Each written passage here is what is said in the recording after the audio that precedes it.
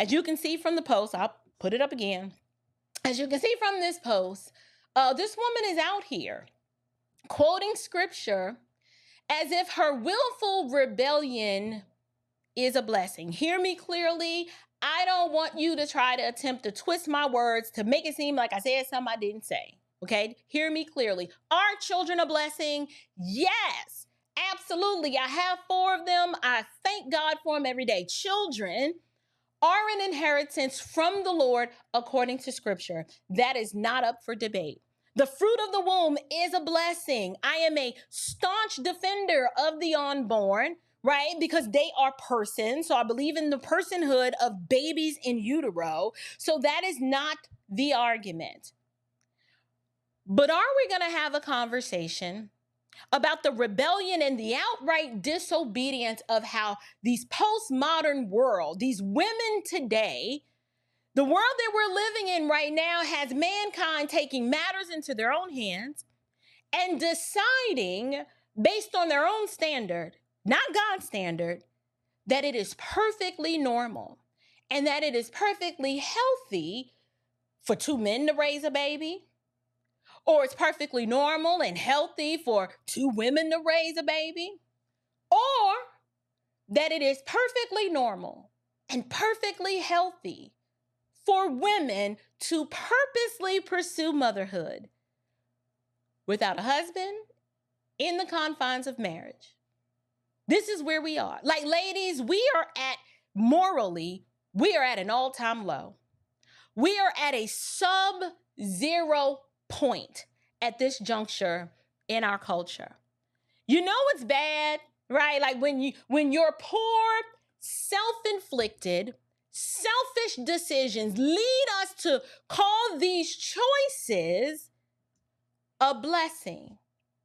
This, my friends, is where we are. Our society we've sunk to a new low, right? Being fueled by a generation of selfish and entitled women who only live for themselves. Only live for themselves and make these decisions and they have no regard for the implications of them.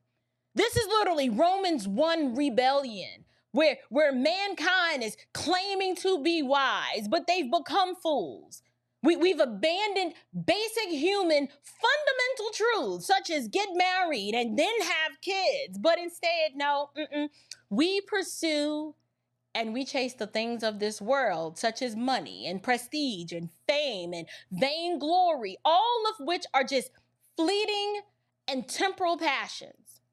All the while, we're too foolish to realize that those innate feelings of maternity and raising a family, not saying every woman has them, but for the vast majority of us, it is normal and natural. For those feelings of maternity and raising a family, no matter how much you try to fill it with other things, eventually, for most people, you won't be able to silence that yearning and desire no matter how hard you try. I don't care how many Louboutins you buy and Louis Vuitton purses you try to cop. It doesn't help. It doesn't. This is what we are witnessing. We are witnessing debased minds who think they are wise, and they're trying to infect the culture with their version of wisdom and, let's see, how do they call it? Living their truth, right? Like these same debased minds, they try to convince us that, it's okay to transition children because, if that's how they feel, we should allow that, right?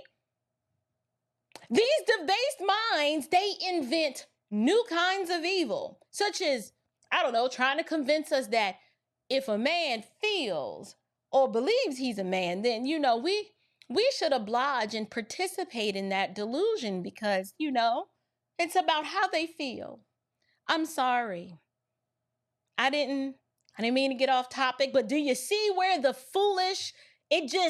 the depravity of man knows no bounds, and we end up finding ourselves co-signing and affirming pronouns and all sorts of other foolishness in addition to stuff like this.